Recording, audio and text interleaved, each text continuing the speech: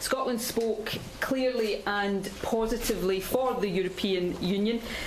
We opted to remain members of the European Union in the votes that Scotland cast last week.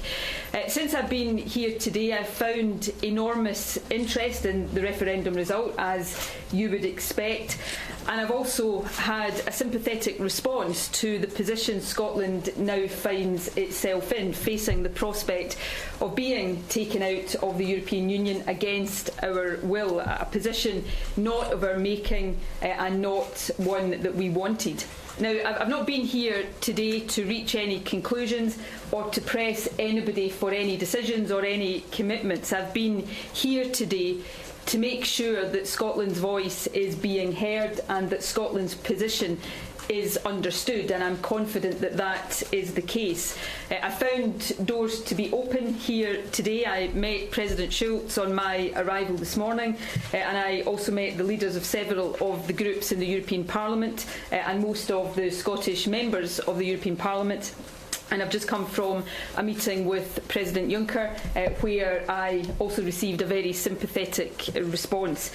In the discussions that I've had throughout the day, I've heard, again, as you would expect, deep concern about the impact of the referendum, not just in Scotland or indeed just on the UK, but also on people in all of our countries and on the European Union itself. For my part, I have emphasised that Scotland voted to remain part of the European Union, and I have a duty as First Minister to respond to and to seek to find a way to give effect to the democratic will of Scotland. So if there is a way for Scotland to stay, I am determined to try and find that way.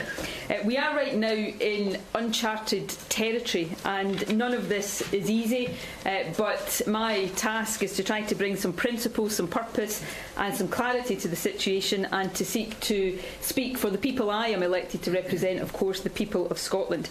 I would say that we are very early in this process. The referendum is not yet a full week behind us, and indeed it's been a long week for all of us.